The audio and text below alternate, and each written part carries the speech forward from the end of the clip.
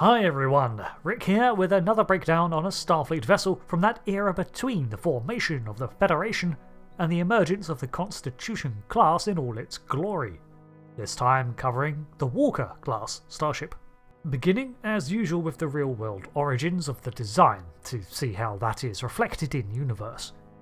The Walker class was initially designed to be a narrow angular profile that was to bear a strong resemblance to the NX-01 Enterprise and the Miranda class. John Eves and Todd Chanowski worked on the design with input from Brian Fuller and numerous others contributing to the design. Eves postulated that the radical design changes could simply be the result of Starfleet trying different things, or that this was constructed at a different world's shipyard and style. The Federation is more than just one ship after all. The additional hull paint was added to liven up the design because the original looked a little too plain, and while unusual, I think it works. Despite it being tied to the NX class in looks, there are many non-traditional design elements, and this was deliberate input from all involved. The bridge being on the base is the example done to create the idea that Starfleet is still in the stages of finding its standard configuration, and the domed look of the hull was created with an aircraft's blended body in mind. Alternate designs and concepts for the USS Shenzhou would go on to inspire or find use as other ships from the Discovery era, but as the first ship seen since the Enterprise era of design, this vessel in many ways was going to be a soft aero ship. The namesake was named after Joe Walker, a NASA test pilot. It was understood to be an older vessel as it was introduced, and in fact one of the earliest things we learn from Captain George's command is that the Shenzhou is already dated. But let's look at it from another angle for its in-universe origin. Starfleet was now under the umbrella of the new United Federation of Planets in the late 22nd century, and had seen an influx of new technologies and designs from its founding worlds, pooling their resources. In the short term, we saw Starfleet attempt to adapt by upgrading their NX-class cruisers with a secondary hull to make use of new warp cores, but a new design was needed. Thus began Operation Next Step. This was effectively the plan to take what had worked so far and instead develop it from scratch with newer designs, leading to a period of some interesting choices to say the least.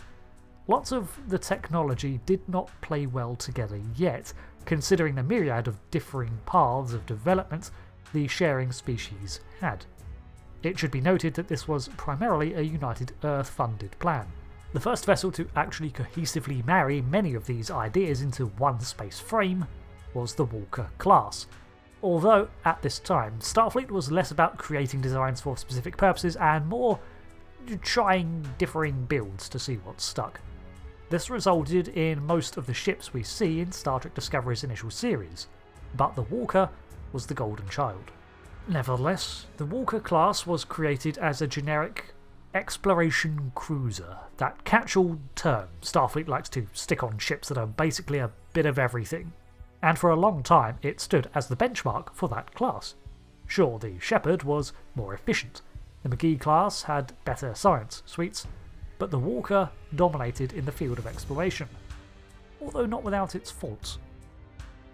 The vessel was designed loosely on the NX class but flipped and much larger. However, while in theory this was a proven design, in simulations it revealed a major issue. Its warp speeds were severely limited by the shape of the warp bubble it would create, something not apparent until testing. In response to this, additional stabilisation pylons were added across its hull to support the warp field and achieve the higher speeds the core was capable of. Additionally, the bridge itself was located on the underside of the saucer because there was yet to be that standardisation of Starfleet design. There was also a greater degree of outer hull livery to mark its Federation colouring and responsibilities, a feature that would be seen again but seldom so. This might be tied into its capability of atmospheric flight and maybe landing. With the bridge on the underside, a view of the planet below was easier to come by, and the hull paint was designed to be seen. I wonder if Starfleet designers pictured this ship making frequent landings as part of diplomatic ventures, announcing its arrival.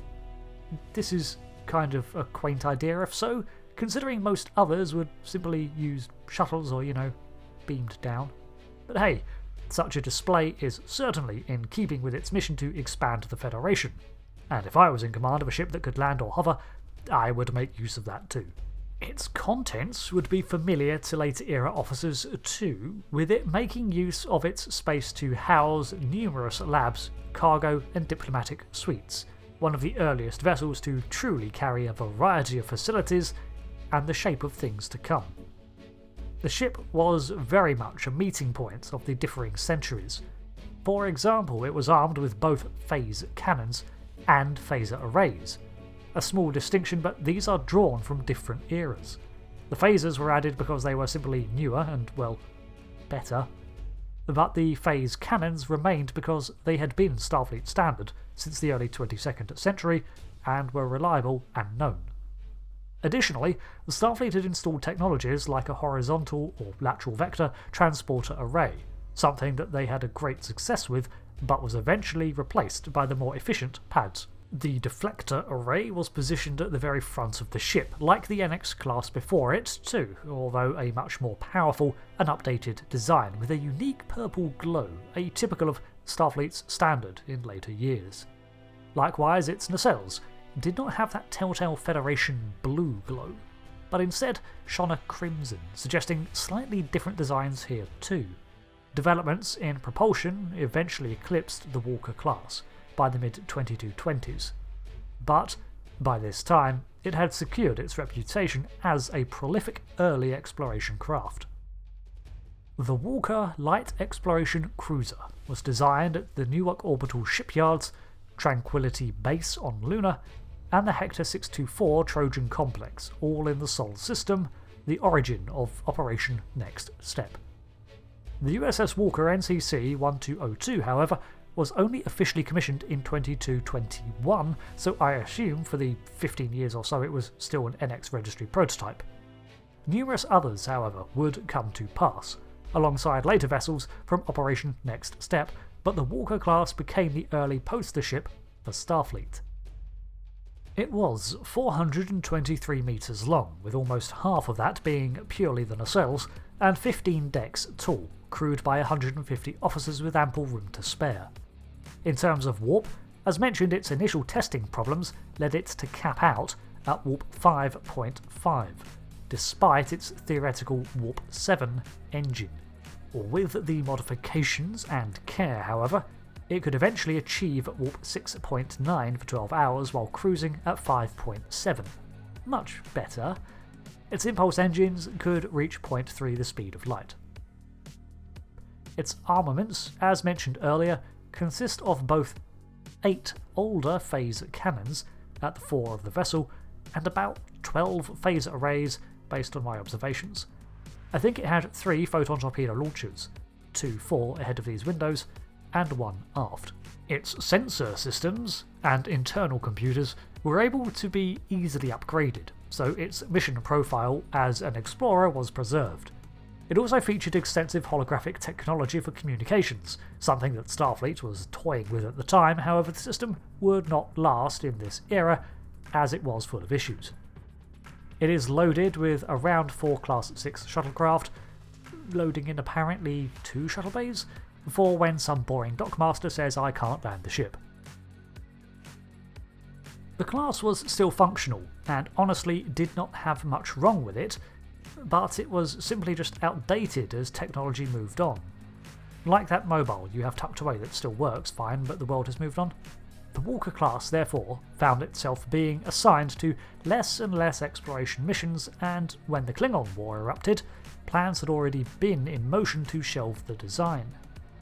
In fact, some had to be reactivated into service to bolster the fleet, having been decommissioned not too long before.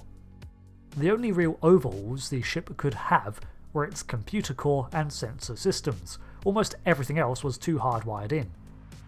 By 2265, the Walker class was officially retired, and eventually many even found their way into civilian service, considering the technology within was nowhere near top of the line anymore. 2289 saw the last active vessel mothballed, but possibly there are some still out there outside of Starfleet's hands now. It's pretty interesting that even by the time of its introduction in Star Trek Discovery, this class is already decades old, but it stood atop a legacy of exploration and expansion for Starfleet that paved the way for its boom of exploration. Personally, I quite like the Walker class, and it's my favourite from this era for the fact that it looks about halfway at home with an NX class but clearly is trying its own thing. So, thanks for watching this breakdown on the Walker class Starship. While it does not share the silhouette layout of the classic hero ships, it still followed that role, being a stepping stone in development between the NX class and the future and more recognisable Starfleet of later years. Thanks again. I've been Rick, and I'll see you later for another video. Until then, goodbye.